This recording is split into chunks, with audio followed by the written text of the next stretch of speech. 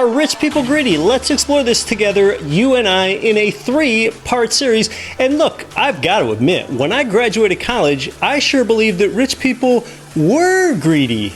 It wasn't until I got a self-education and read, I believe in a Robert Kiyosaki book, that being wealthy is a choice. Yeah, being wealthy is a choice. It's actually a statement that I did not believe the first time that I read it. But I'll tell you what my turning point was, my cathartic moment, when 2 friends bought a 4-plex building, and I learned from them that I myself, with just an $11,000 down payment and closing costs, because I didn't have much money, I could buy a $295,000 blue 4-plex as it was, live in 1 unit, and rent out the other 3. So basically, I learned that wealth is attainable and that it is a choice. And you know, when I had that first 4-plex, I took risk. I did things and I made things. I was building wealth without greed. It was even a little stressful to make my first ever home of any kind that I owned that building. I had a mortgage loan to pay back. I had to manage 3 tenants. I had to pay property tax and property insurance and repairs. And my friend Chris came over whenever there was a vacancy in the 4-plex, and he showed me how to replace vinyl floor with hardwood floor. So I took on risk and learned things and made other tenants' lives better that way. Well, let's look at the definition of greed. What is greed? It is defined as an intense and selfish desire for something, especially wealth, power, or food. Yeah, that's the definition. I think it's a pretty good definition. Greed is not good. It's excessively putting your interest in front of others. Are rich people greedy? You're going to get a definitive yes or no answer by the end of this short, thought-provoking 3-part series. You'll have that answer. And if this sounds interesting to you, subscribe and hit that little notification bell. You know, a lot of viewers don't realize that that little notification bell, that's the only way that you don't have to take any future action to be sure that you get the next video. I'm Keith Weinhold. Let's start with part of my recent chat about greed and Eat the Rich sentiment with international man Doug Casey. This week's guest is the founder of internationalman.com. He's the author of the High Ground series of novels. He also authored multiple New York Times best-selling books, including Crisis Investing. That actually was at #1 for 29 weeks.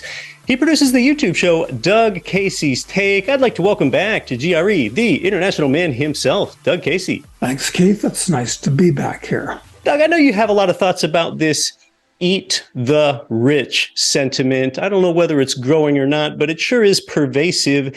And, you know, I've got to admit, back when I was a fresh college graduate a few years ago, I seemed to resent the rich. You know, I probably would have agreed with the sentiment that, well, everyone just ought to be equal and it would be a very nice world if we all just shared.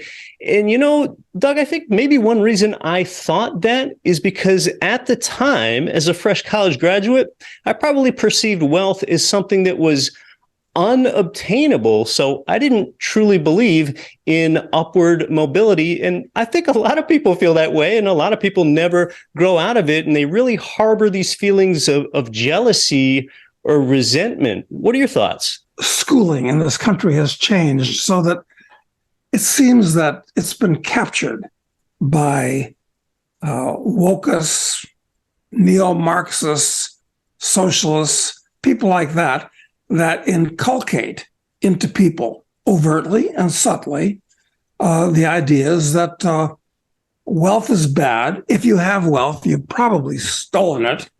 And that's why everybody feels, or a lot of people feel, like they ought to eat the rich. If you're thinking of sending your kid to college or university, don't. It's a misallocation of a huge amount of money and 4 very valuable years of time, which could be spent productively. You know, it's really unusual that oftentimes it's a 17-year-old that makes this 4 to 5 year decision about their life. It really wasn't a question of, Keith, will you go to college? It was more of a question of, well, of course you're going to college. Where are you going to college?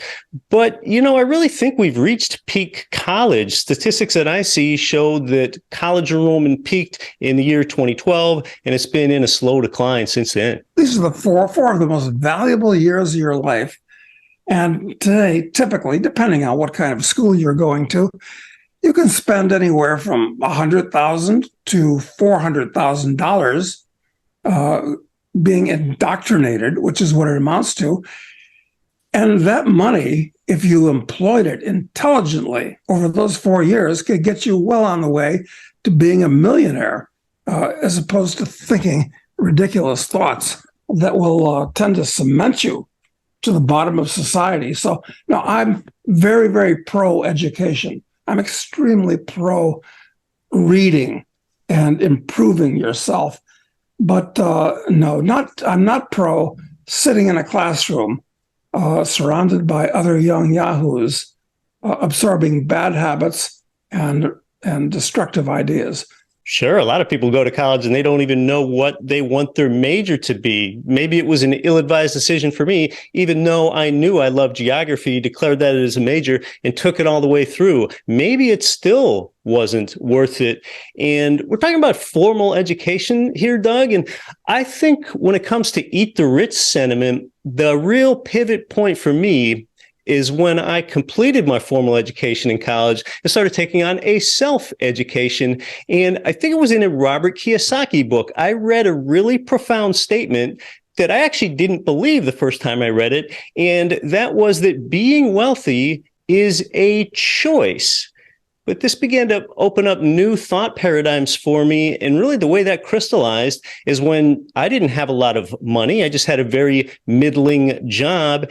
When I put a 3.5% down FHA loan on an entire fourplex building, lived in one unit, rented out the other 3, and read more about how to be an investor and produce and provide good, clean, safe, affordable, functional housing for people. So really that was my pivot point, and that was my belief in upward mobility, that self-education rather than formal education.